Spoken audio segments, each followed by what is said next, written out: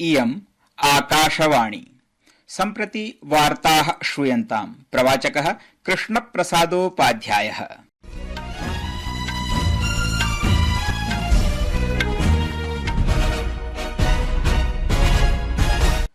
आदौ मुख्यवार्ताः। झारखण्डीय विधानसभा निर्वाचनाय प्रथमचरणात्मिका सन्नद्धता सञ्जातास्ति। श्वः चरणेऽस्मिन् 43 आसनेभ्यः मतदानं भविता। महाराष्ट्र विधानसभायाः नैर्वाचनिक प्रचारोपक्रमः उत्तुङ्गतां भजते। विभिन्नानां राजनीतिकदलानां वरिष्ठाः नेतारः मतदातॄन् समाक्रष्टुं सर्वविधयत्ने रताः सन्ति।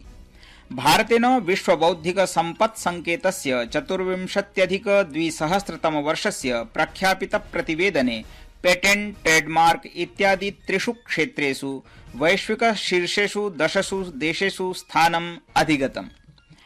अद्य आराष्ट्रं लोकसेवा प्रसारण दिवसः समाचर्यते। दिवसोऽयं स्वातन्त्र्यवर्षे दिल्लीस्थम् आकाशवाणी भवनं प्रति महात्मा गान्धिनः एकवारमेव समागमनस्य स्मृतौ प्रतिवर्षं परिपाल्यते। अपि च राष्ट्रमण्डलक्रीडायाः कांस्यपदक विजेता ट्रीसा जॉली, गायत्री गोपीचन्दः च अद्य महिला युगल स्पर्धायां पराजयानन्तरं कुमामोटो मास्टर्स जापान बैडमिंटन प्रतिस्पर्धायाः बहिः गतवत्यौ। अथ वार्ताः विस्तरेण। झारखण्डीय विधानसभा निर्वाचनाय प्रथमचरणात्मिका सन्नद्धता सञ्जातास्ति। श्वः चरणेऽस्मिन् 43 आसनेभ्यः मतदानं भविता। द्वितीयचरणस्य मतदानम् अस्यैव मासस्य 20 तालिकायां 38 आसनेभ्यः भविष्यति। मतगणना च नवम्बर मासस्य 23 दिनाङ्के भविष्यति। झारखण्ड प्रदेशस्य मुख्य निर्वाचनाधिकारिणा श्री के रविकुमारेण प्रोक्तं यत् विधानसभा निर्वाचनस्य घोषणानन्तरं राज्यस्य विभिन्नेभ्यः भागेभ्यः 9,70,100 कोटितोऽधिकरूप्यकमूल्यानाम् अवैधानिक सामग्र्यः धनानि च निग्रहीतानि सन्ति। तावन् एनडीए इत्याख्यः राष्ट्रिय लोकतान्त्रिक संघः INDIA इति च दलसमूहः सम्प्रति तत्र स्वकीयं ध्यानं केन्द्रीकुरुतः स्तः, यत्र द्वितीयचरणीय मतदानं सम्भावितमस्ति। धनबादस्य झरिया इत्याख्ये क्षेत्रे भाषमाणेन भाजपेति दलस्य वरिष्ठनेत्रा गृहमन्त्रिणा अमितशाहेन उक्तं यत् जनाः भ्रष्टं हेमंत सोरेन प्रशासनम् उत्पाट्य क्षिपन्तु इति। आपका एक वोट झारखंड का भविष्य तय करने वाला वोट है। आपका एक वोट तय करेगा कि खुद को करोड़पति अरबोपति बनाने वाला जेएमएम चाहिए कि गरीब माताओं को लखपति दीदी बनाने वाली नरेंद्र मोदी की सरकार चाहिए। नरेंद्र मोदी। महाराष्ट्र विधानसभायाः नैर्वाचनिक प्रचारोपक्रमः उत्तुङ्गतां भजते। विभिन्नानां राजनीतिकदलानां वरिष्ठाः नेतारः मतदातॄन् समाक्रष्टुं सर्वविधयत्ने रताः सन्ति। भाजपेति दलस्य वरिष्ठनेता प्रधानमन्त्री च श्री नरेन्द्र मोदी अद्य महाराष्ट्रस्य तीव्रविकासाय महायुति प्रशासनस्य प्रशंसां कृतवान्। चन्द्रपुर जनपदस्य चिमूर इति क्षेत्रे एकां नैर्वाचनिक जनसभां सम्बोधयन् श्री मोदिना भणितं यत् अयं महायुति प्रशासनस्य सत्प्रयासानां परिणामः अस्ति यत् गतद्वाभ्यां वर्षाभ्यां महाराष्ट्र प्रदेशः सर्वाधिकतया प्रत्यक्ष विदेश धन निवेशे सक्षमतमः अभवदिति। श्री मोदिना भाजपेति दलस्य घोषणापत्रस्य प्रशंसां कुर्वता उक्तं यत् AI विश्वविद्यालयः, जलग्रिड इति परियोजनाः, आवासयोजनाः, नलिका जलसम्पर्कजालः आद्यः महत्वाधायिन्यः घोषणाः महाराष्ट्रस्य उज्ज्वलभविष्याय लाभकारिण्यः सन्तीति। संस्कृत वार्तायाः संस्करणमिदम् इदानीम् आकाशवाणीतः प्रसार्यते। सौम्येव कार्यक्रमोऽयम् आकाशवाण्याः अन्तर्जालपटले www.newsonair.gov.in इत्यत्र अथ न्यूज ऑन एआईआर चलदूरभाषीय तन्त्रांशे अपि उपलब्धो भविष्यति।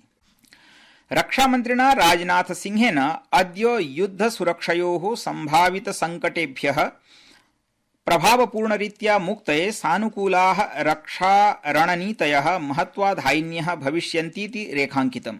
नवदिल्ल्यां दिल्ली रक्षा संवादः इत्याख्यस्य कार्यक्रमस्य उद्घाटनोद्बोधने श्रीसिंहेन सबलं निगदितं यत् सानुकूली रक्षेति एकं रणनीतिजन्यं विकल्पं नास्ति, परन्तु एका आवश्यकता वर्तते। तेन सबलं प्रतिपादितं यत् रक्षा व्यवस्था तादृशी भवेत् यया राष्ट्रं भविष्यत्कालिकानाम् आकस्मिकतया आगतानां संकटानां सामुख्यं सरलतया करणे सक्षमं स्यादिति।